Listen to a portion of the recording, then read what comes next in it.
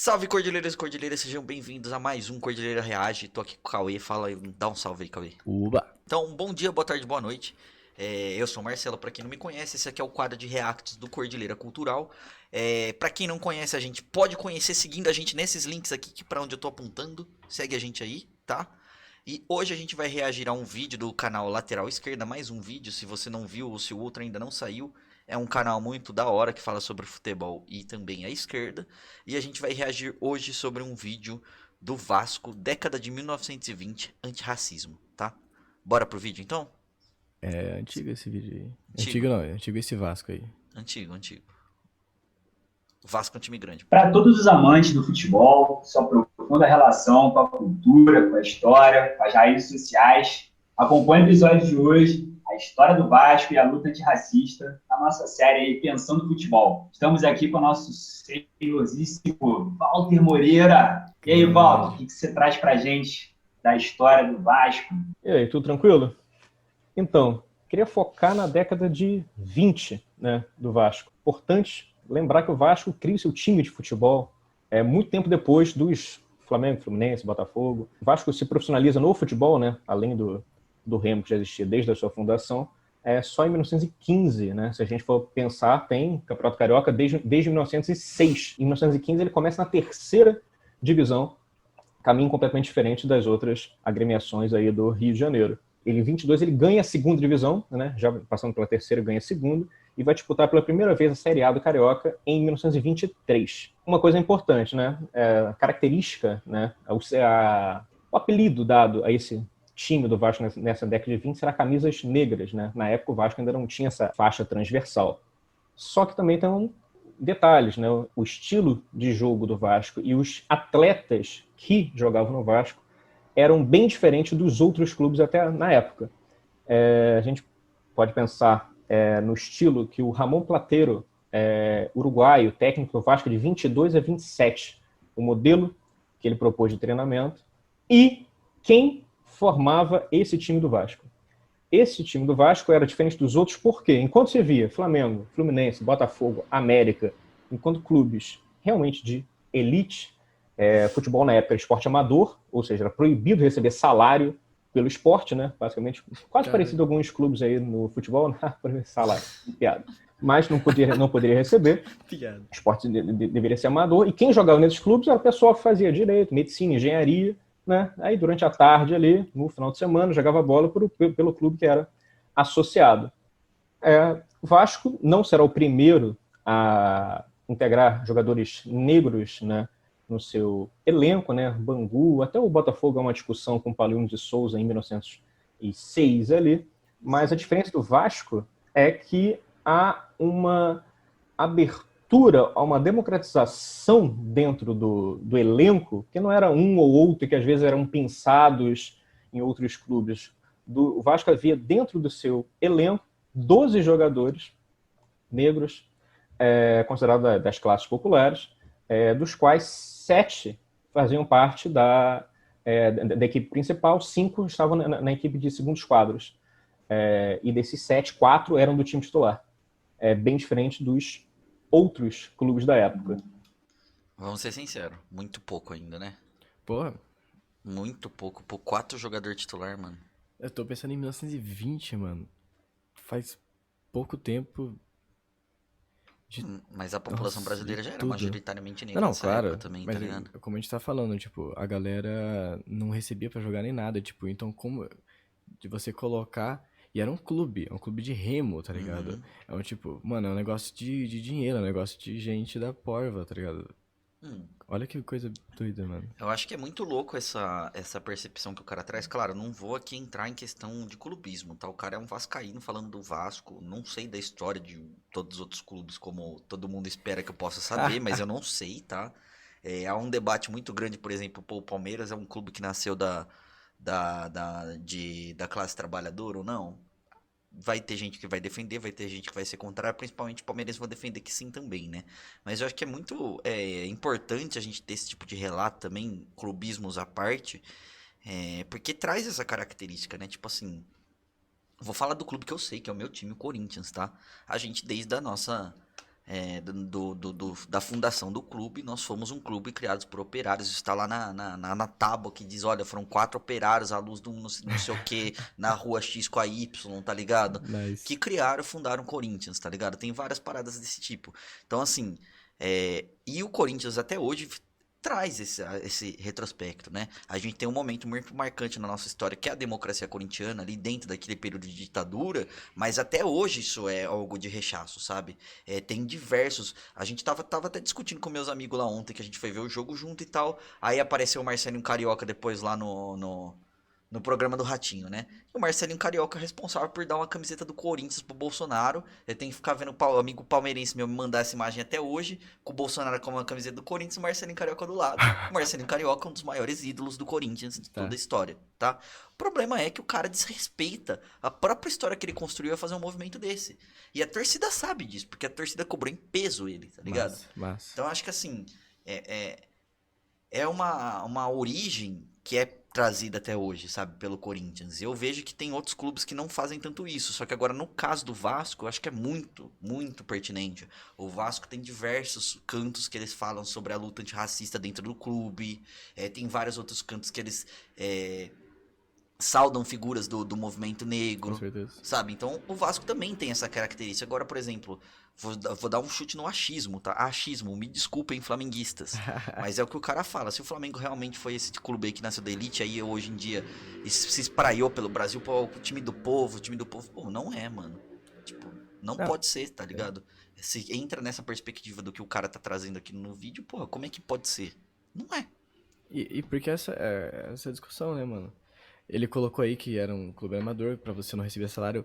E tipo, mano, se você tá no Rio de Janeiro, tudo bem, Rio de Janeiro, provavelmente, a gente tá falando de 1920, era Guanabara ainda? Nem sei. Devia ser, né? A Taça Guanabara que existe hoje é uma referência ao Campeonato Carioca, onde antigamente chamava também. Porque ali não era, o estado não era Rio de Janeiro, era o estado da Guanabara. Eu não vou saber ao certo, mas acho que você tem razão. O estado, eu sei, eu não vou lembrar quando que deixou de ser Guanabara, quando começou a ser Guanabara, mas não chamava estado do Rio de Janeiro. Até 40, assim, eu sei que era tipo Guanabara, então provavelmente 20 também era. Mas qual que é a parada? O Rio de Janeiro era essa capital da cultura e de não sei o que, ou seja, elitizada pra caralho. Enquanto São Paulo era operário, Um imperador do Brasil morou no Rio de Janeiro enquanto capital do país. então, tipo, e aí quando você tem toda essa elitização, o que eu quero dizer? Era branco demais o Rio de Janeiro. Apesar da população ser majoritariamente preta, com certeza. E aí o que acontece? Quando a gente fala de clube de remo, de regata, toda essa galera aí, é tipo, é isso, mano. É a galera, é o Mediciner que foi fazer lá em Lisboa, é o cara do direito, tá ligado? Que se arranja pra jogar um futebol ali, mano. E aí, de repente, o Vasco tá com 12 pretos no seu time, tá ligado? Tipo, quem que era esses caras, mano? Como que esses caras conseguiu entrar nesse clube? Como que esses caras tava ali nesse espaço? Absurdo, não dá pra você falar que é por acaso, tá ligado? Uhum. Não, e outra coisa, né? Tentar botar uns pingos e alguns is aí, né? Quem que tinha naquela época que era trabalhador o dinheiro pra comprar um caiaque, por exemplo, pra participar de remo? Tá ligado? O Isaías, esqueci o sobrenome dele. O Isaías, que é o cara do remo lá das Olimpíadas, o brasileiro e tal. O cara é um fudido, o cara é muito bom, tá ligado? E a galera passou, quando ele começou a ser reconhecido enquanto um grande atleta, ele treinava em condições precárias. E a galera ainda romantizava. Pô, o cara treina lá na casa dele, num terreno baldio. O cara não treinava nem na água, mano, tá ligado? E a galera achando maravilhoso. Nossa, o cara, ele merece. Mano, isso aí é nada mais do que reflexo da meritocracia, da romantização das condições precárias de vida, tá ligado? E querendo ou não, o cara ele é negro. Então, assim, imagina esse cara, se ele tivesse condição desde quando ele nasceu pra treinar, esse cara ia ser 1000 vezes melhor do que ele é hoje ainda, tá ligado? 1000 vezes melhor, mano. O que não foi dado pra ele foi condição, porque a oportunidade ele teve, foi uma pessoa dentre diversas, e aí de novo, né, ele é uma exceção à regra, ele não é regra. Ele é o cara que fugiu, que ele teve uma oportunidade que alguém falou, não, vem cá, amigo, eu vou pagar pra você treinar o bagulho. E é isso que a gente chama de romantização, caralho. Não é todo mundo que vai fazer a mesma coisa que ele vai conseguir, tá ligado? porra, ele não chegou lá por mérito, ele tem mérito, mas ele não chega lá por mérito, mano. Porque o mérito não leva ninguém a lugar nenhum, cara. Se levasse, mano, sei lá. Enfim, vamos continuar aqui, que esse vídeo é meio longo, hein?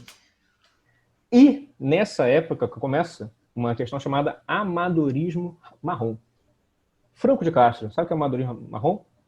Boa pergunta que Franco de Castro acaba de fazer, sensacional.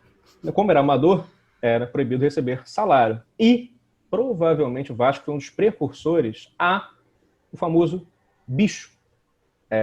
Não podia ter salário, mas se vencer a partida e tal, complementa. Principalmente num cenário de um clube formado em grande medida, né, por trabalhadores negros, os próprios brancos, relatos que eram brancos pobres que formavam esse time do Vasco.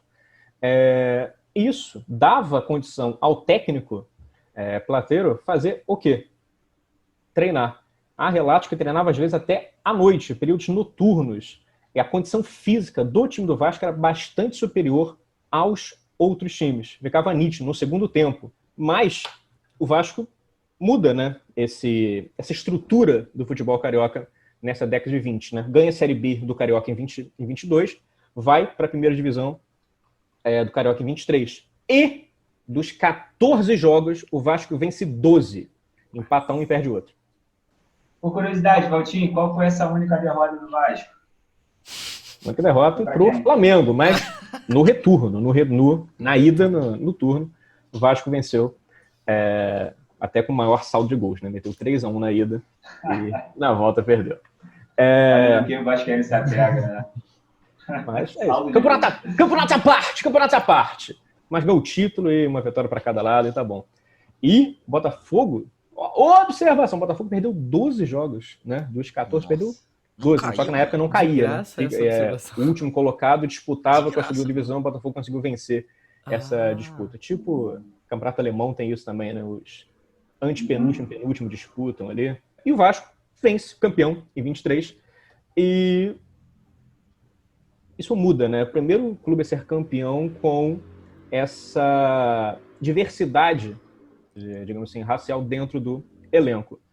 E isso altera os ânimos dentro do esporte carioca. O que irá acontecer? Irá com uma tentativa de tornar essas regras do amadorismo mais rígidas. Será criada a AMEA.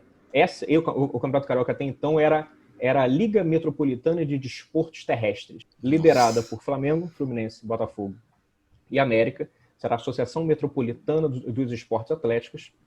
A iniciativa desses clubes de elite, com sedes na Zona Sul, era tentar voltar para esse elitismo, esse caráter elitista e amador do esporte. Tinha no regulamento, não é permitido jogadores que recebam gorjeta em seus serviços. Não é proibido que existam trabalhadores braçais para ser jogador. Olá, não pode ter analfabeto. Qualquer tipo de função subalterna será negada também o ingresso. É isso que a gente tá falando, mano. A galera que tava jogando ali era analfabeta, era trabalhadora braçal.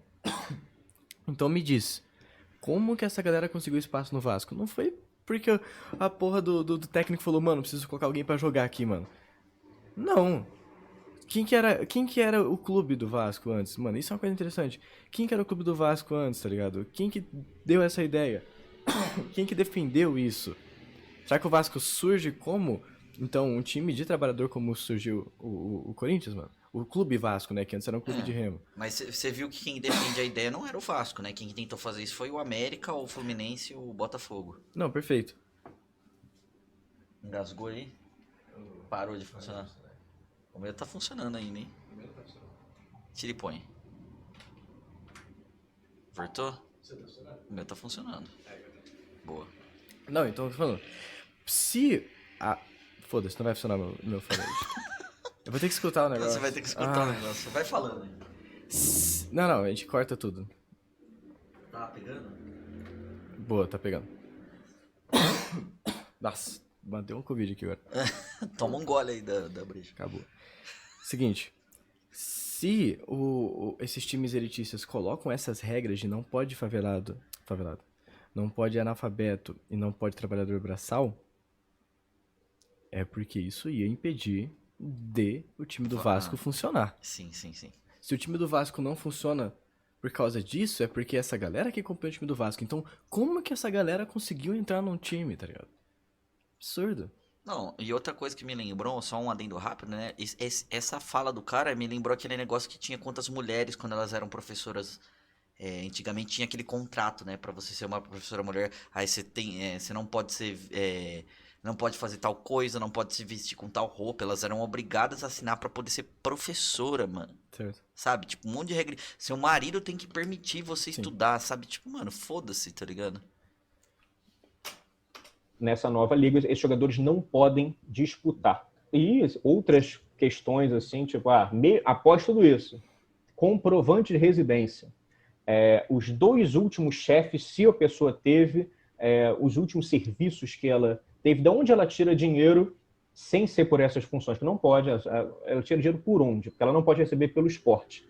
Ou seja, o caráter amador, essa disputa do amadorismo, né, de 1924, era uma disputa para enfraquecer o que o Vasco começou a lutar por um profissionalismo e uma abertura para as classes populares. Porque até então o esporte era visto, o futebol era visto como um esporte para elite. Se for ver os jogos que eram na época, assim, os relatos que tem, pessoas indo mega bem vestidas, bengala, roupa de gala, sai gol, bate palma, para ver os filhos jogar, né, após a missa ali. É muito domingo. Diferente do que acontece na Europa E os hoje. públicos dos jogos do Vasco começam a ter um outro caráter, muito mais parecidos com o Brasil. Era o clube que as pessoas de classe popular se viam, né, em campo, e diferente de todos os outros da época. Ou seja, defender esse amadorismo era para manter classes populares e negros fora do jogo. E também é importante pensar no Vasco, um clube, né, da colônia portuguesa, né, fundado ali por muitos portugueses, comerciantes. Esses comerciantes também, né? O pulinho que o cara dá ali, mano, desculpa. Fica vendo o frango. Todos os outros da época. Ou seja, defender esse amadorismo era para manter classes populares e negros. Cadê esse cara pulando, mano? Jogos do futebol era foda-se. porque até então o esporte era visto, o futebol era na época, sai gol, bate palma. Dos jogos do Vasco começam a ter um outro caráter, muito mais parecidos com o Brasil. Era o clube que as pessoas de classe popular se viam, né, em campo, e diferente de todos os outros da época. Ou seja, defender esse amadorismo era para manter classes populares e negros fora do jogo. E também é importante pensar no Vasco, um clube, né, da colônia portuguesa, né, fundado ali por muitos portugueses, comerciantes. Esses comerciantes também, né, ajudando a tentar manter um vínculo empregatício nesses jogadores, muitas vezes, assinando a carteira desses jogadores do Vasco para, não, ele tem trabalho, ele não vive do futebol, né? Aí não estava lá no armazém, não estava na confeitaria, estava treinando lá com o técnico. Mas por isso esse amadorismo, né, por baixo dos panos, o Vasco começa a quebrar para propiciar, né, a entrada das camadas populares dentro do esporte. Só que, com a fundação da AMEA e essas várias regras que vão sendo impostas, uma regra imposta, inclusive, para que, se o clube quiser solicitar entrada na AMEA e tal, ele precisa ter um estádio próprio, local próprio às práticas desportivas. O Corinthians o Vasco não tinha. O Vasco jogou em campos alugados, né, nesse ano de 23 inteiro. O Vasco não tem um próprio estádio.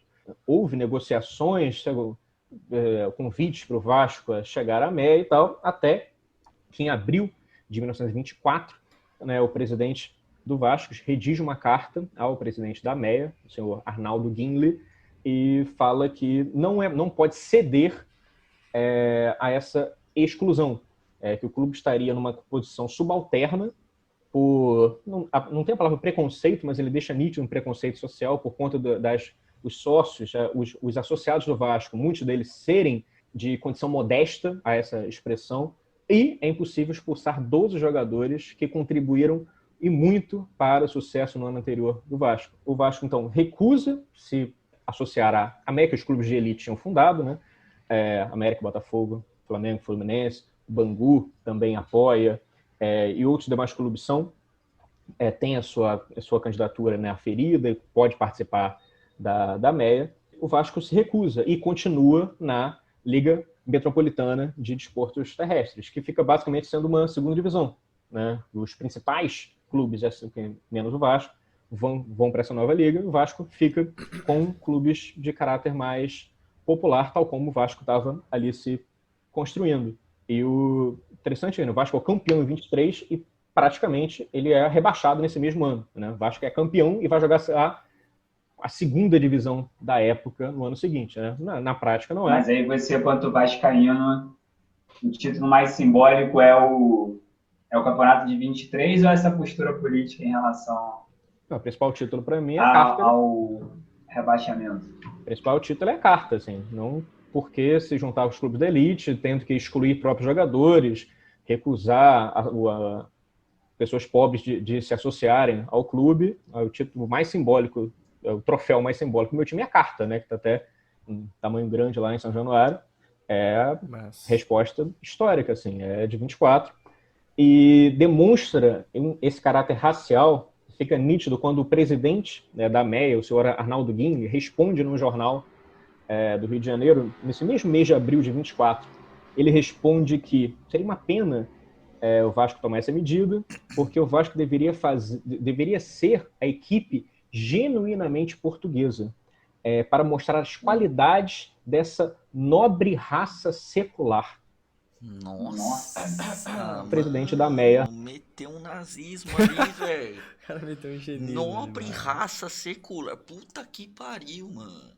Arnaldo Guinle, em resposta à carta do presidente do Vasco. E, nesse mesmo ano de 24, o Vasco se recusa a ingressar na MEA, continua na LMDT, né? E começa uma campanha de financiamento. A própria torcida vai doando dinheiro, desde comerciantes, trabalhadores, todos fazem uma vaquinha. Solidariedade classista, né? Porra, demais. Parecido, né? O crowdfunding da década de 20, né? Vasco, só que isso é criança. parecido com o que o Vasco está fazendo atualmente com o CT, do CT do Almirante. Mas crowdfunding é criança que dá dinheiro. Você pega dinheiro, pega o cartão do pai e passa nesse negócio.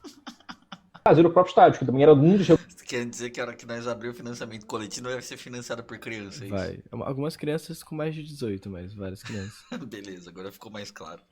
Era um dos empecilhos, né, do Vasco. E em 24 começa, em 27 tá construído São Januário, né? Caralho. E o Vasco vai disputar a Liga, ganha em 24, né, posteriormente será reconhecido também como título carioca. Nós fez. Vocês tiveram que... Quem financiou nós foi a Caixa. Então... É melhor nem comentar sobre isso aí, Cauê. Deixa eu ser feliz hoje, por favor, mano. Não, isso, Walter Moreira. E com a retirada dessas condições absurdas dos trabalhadores, o Vasco ingressa depois nessa liga, na MEA, em 25. E São Januário está aí, uma lembrança também, São Januário foi construído somente só pela vaquinha e não teve nenhum tipo de incentivo estatal. Isso é algo irrelevante. Até em dias de hoje, em épocas de Copa do Mundo e Olimpíadas e Pan-Americano, o estádio do Vasco não teve participação estatal na sua. Tá, vamos fazer um adendo. O problema não é ter auxílio estatal, tá?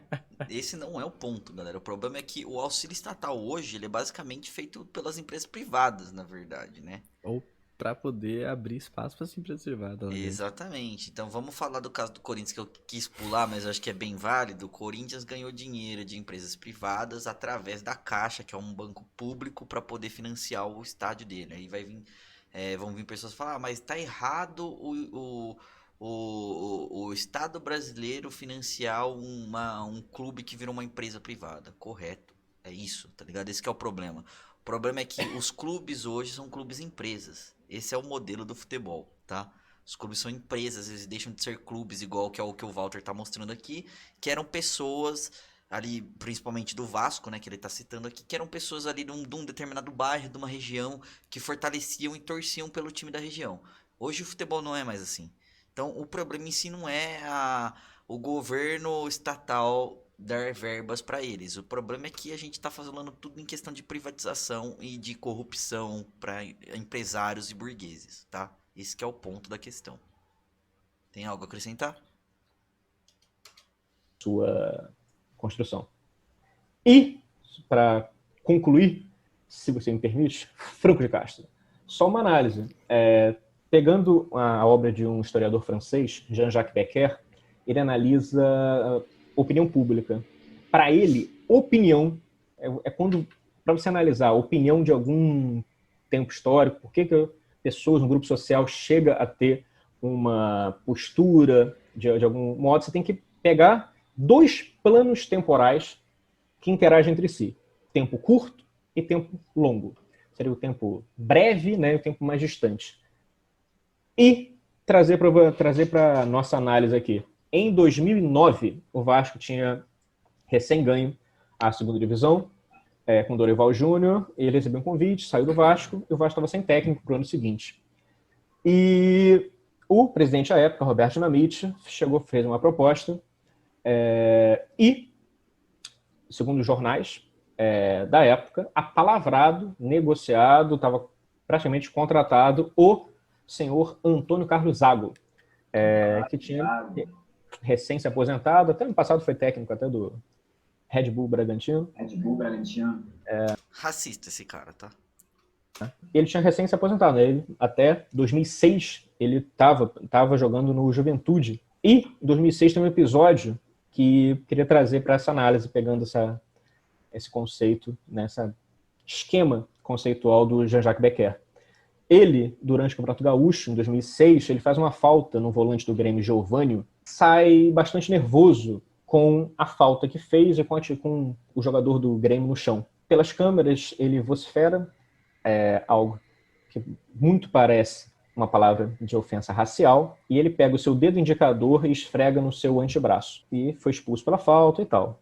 Além, dessa atitude desprezível que ele teve, racista que ele teve, as 2 entrevistas que ele deu posteriormente são ainda mais reveladoras, porque ele fala que, primeiro, depois, após o jogo, eu estava limpando o sangue do meu braço. Por isso que eu estava com o meu dedo indicador friccionando o meu antebraço, limpando um sangramento. E no dia seguinte, ele dá outra entrevista e fala, não, me enganei. É porque eu estava mostrando para o Geovânio que minha pele já passou por diversas camisas de muitos clubes de ponta, já joguei na seleção. Não assumir o ato racista que teve e pedir desculpas e tal é mais um agravante para o fato. O tempo se passou e continuou sua carreira. Aí, depois virou diretor do Corinthians, depois técnico do São Caetano e fez um bom campeonato pelo São Caetano em 2009. E chegou a ser apalavrado com o Vasco em 2009. Até que torcida do Vasco, sócios do Vasco, pressionam a diretoria, pressionam o presidente. Aí, o tempo curto, que é uma notícia que você lê, Vasco está negociando com Antônio Carlos Zago. E o tempo longo, essa trajetória lá da década de 20, essa soma das duas, você tira a opinião de um grupo social, no caso, a torcida do Vasco da Gama e seus associados. Parabéns para a torcida do Vasco. E é desfeito o acordo e depois o Vasco vai trazer Wagner Mancini. Só mais uma análise, mais um fato interessante ali. Muito bom, muito bom. Eu fico pensando, primeiro, todas essas curiosidades que você traz, acho que é importante para a gente pensar que onde há poder, onde há opressão, há resistência, né? Essa resistência, ela é antiga, eu acho que a história do Vasco mostra bem a história de um clube que resiste a essas diferentes opressões. O outro é como que a cultura ela é dinâmica e no imaginário social eu não sei qual é a leitura que os torcedores vascaínos de hoje fazem da história do seu clube. E, por vezes, como que essa história da cultura de massa, do povão, por exemplo, hoje parece estar mais atrelada ao Flamengo do que ao Vasco. Não sei se você faz uma leitura como essa. Assim. Sabe? Como o Flamengo como um clube de cultura que representa o povão, né? Desse caráter popular. E o Vasco, acho que essa história tão rica, por vezes, ela é pouco explorada. Eu não sei. Como é que você, como vascaíno, vê essa relação? Para analisar essa popularidade, você falou em cultura de massa, tem que analisar também a indústria cultural da época. A década de 20 foi bem diferente da década de 30 e 40. 30 e 40, o Flamengo já contrata principais jogadores da seleção brasileira à época. O Flamengo tem, entre as décadas de 30 e 40, tem Leôncio da Silva, vai contratar Fausto, diversos jogadores negros de ponta da seleção, e é a época da difusão do rádio também. É algo que tem que levar em conta. Isso ajuda bastante a ter essa torcida do Flamengo ser bastante difundida em todo o espaço do Brasil, mas em Vasco também tem essa capilaridade, também está presente nos estratos, nas camadas populares, ainda tem essa representatividade. A questão para debater, então, essa cultura de massa e pensar depois o caráter televisão também. Aí entraria em outra disputa sobre Rede Glóbulo de televisão, aí é outra disputa se teve alguma influência também, lá pelas décadas de 70, 80, principalmente, se teve alguma influência nesse quesito. Roberto Marinho é flamenguista? Acho que esse cara não é nada, hein? Será? Enfim, o cara só reafirmou nossa tese ali, né? Não, com certeza. Só um detalhe. Primeiro clube no Brasil também a ter um presidente negro foi Vasco também, em 1904. Senhor Cândido José. Bom, encerramos então mais 1904, programa Pensando Futebol. Pô, excelentes curiosidades aqui da história, muito rica, muito valiosa, do Vasco da Gama e sua luta antirracista ao longo do tempo, que essa história, essa memória seja sempre preservada e valorizada, tá? Não só para os torcedores vascaínos, mas como eu falei no início do programa, acho que para todo mundo que é amante do futebol e pensa no futebol para além das quatro linhas, né? Foi um prazer enorme aí te escutar, Valtinho. Curta a gente aí, tá? Compartilhe esse vídeo, siga no nosso canal do Lateral Esquerda e até a próxima. Valeu, pessoal.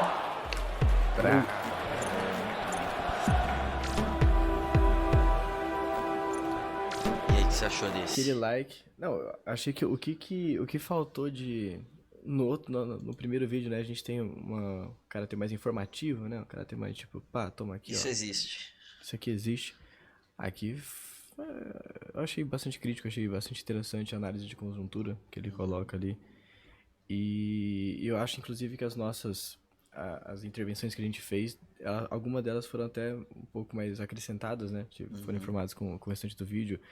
Esse surgimento do Vasco como por esses comerciantes portugueses e tudo. O que a gente precisa lembrar, né? Que, tipo, não era os portugueses que vieram pra cá, tipo, teve muito ladrão, teve muita prostituta, teve toda uma Teve galera muito fudido também na muito vida. fudido que veio pra cá, né? Então, dá pra gente não dá pra dizer que quem fundou o Vasco eram portugueses da classe trabalhadora, mas isso mas isso ganha força, essa tese de que eram portugueses da classe trabalhadora, quando os caras escrevem a carta e falam, pau no cu de vocês. Sim, Os até caras têm isso e aquilo. pelo que o cara fala, né? De ser jogadores negros e outros times não terem e tal. Tem muito respaldo ali, mano. Sim, muito respaldo. Achei muito bom também. Acho que são vídeos muito interessantes pra trazer essa questão. E é igual o cara falou ali no final do vídeo, né? Entender o futebol pra além das quatro linhas, mano. Acho que isso é essencial também. E uma discussão muito interessante, não sei se eu te interrompo agora, mas quando a gente fala de operário, quando a gente traz pra São Paulo, mesma época, início do século XX. Quando a gente fala de São Paulo, a gente fala de São Paulo operariado, né? Operarializado, enfim. A gente fala de realmente chão de fábrica. É um pessoal que tá próximo, tá conectado, tá junto, que tá todo mundo recebendo ordem do mesmo patrão, que tá todo mundo ali no seu intervalo, na hora que chega, na hora que vai embora, conversando. Inclusive, essa é a força do operariado, né, como sujeito revolucionário na história. Quando a gente olha pro Rio de Janeiro, e aí, pô, os caras criam um clube operário, o Corinthians. Mas quando a gente olha pro Rio de Janeiro, a gente tá falando de comerciante ali, a gente tá falando da galera que compete entre si. A gente tá falando de uma galera que cada um de um lugar, mora num lugar, não necessariamente são comerciantes da mesma área comercial no Rio de Janeiro. E principalmente, não são pessoas que claro que a opressão que eles vão sofrer ali vai ser a mesma, mas não é o mesmo chefe. Provavelmente eles eram chefes dos próprios negócios. Então é interessantíssimo a capacidade de mobilização deles para poder criar o clube, para poder se inserir nas camadas mais populares e manter isso coeso, mano. Não, perfeito. Acho que é interessantíssimo esse ponto mesmo, porque também é isso, né? Quem veio aqui pro Brasil de Portugal veio naquela intuita, vamos. Lógico, tem um intuito por trás da colonização do governo e tal, mas é tipo assim, galera, pô, eu tô fudido aqui em Portugal, eu vou pra lá porque minha vida vai mudar lá, tá ligado? Lá vou ter subsídio, lá não vou pagar isso, não vou ganhar uma Exatamente, vou ganhar terra. uma casa, vou ganhar minha terra, tá ligado? Então acho que tem todos esses outros fatores também para ser considerados, né? Acho que é interessantíssimo mesmo esse ponto. Inclusive é um negócio que dá um caldo pra falar por dias, assim, né? Porque cada clube vai ter sua particularidade, tem essas discordâncias, como eu falei, vai ter gente que não gosta do Palmeiras que vai dizer que não é um clube de camada popular, tem os palmeirenses que vão dizer que é, e tananana, e é isso, mano, acho que é importantíssimo. Mas é válido reafirmar, né? Tem clubes que são além do que os outros, né? Igual, por exemplo, o Vasco em comparação com o Flamengo. Porra, foda-se o Flamengo, mano. Desculpa esse flamenguista, mas foda-se, mano. Tipo, hoje em dia, se o Flamengo ele tem um apelo popular, massa, mas apelo é uma coisa, outra coisa é construção de luta social e aquilo ali é claramente uma luta social. Ah, e é o que acontece que o cara falou também, né? O Flamengo cresceu ali na década de 30 e 40 porque ele já tinha dinheiro, né? Perfeito. Coisa que o Vasco não tinha. Então o cara comprou todos os jogadores da seleção e falou, porra, esse aqui é meu time agora. Agora que eu permito jogadores negros, agora eu vou, sabe? E agora, Mais ou menos o que a galera faz hoje com os LGBT, com as mulheres lá nas propagandas da Boticário e dananã, e fala, a gente aceita aqui, mas foda-se, tá ligado? eu vou comprar os horários da rádio aqui, vou passar o meu jogo na hora da rádio. Zoadíssimo. E só pra finalizar também esse vídeo, esses dias atrás foi aniversário, eu acho que foi aniversário do João Saldanha, João Sem Medo, Massa. militante comunista e ex-técnico da seleção brasileira. Então deixar aqui nossa saudação também ao João Sem Medo, uma grande figura histórica para a classe trabalhadora no Brasil. Salve, João. Perfeito? É isso, galera. Pra quem gostou do vídeo, se inscreve no canal aqui embaixo. Quem tá na live aqui, clica pra seguir a gente se não seguiu ainda. Também deixa sua curtir aí, porque, porra, e comenta, por favor, mano, esse vídeo tá muito louco. Ou, porra, esse vídeo é uma merda. Ou o Psy falou uma merda. Ou o Cauê falou merda. Ou os caras desse canal são os merda. Foda-se. Comenta Vasco. Comenta Vasco aí embaixo, tá ligado? Se você veio pelo lateral esquerda, comenta Vasco. Tá? Perfeito, é nóis. Perfeito. É isso, tamo junto.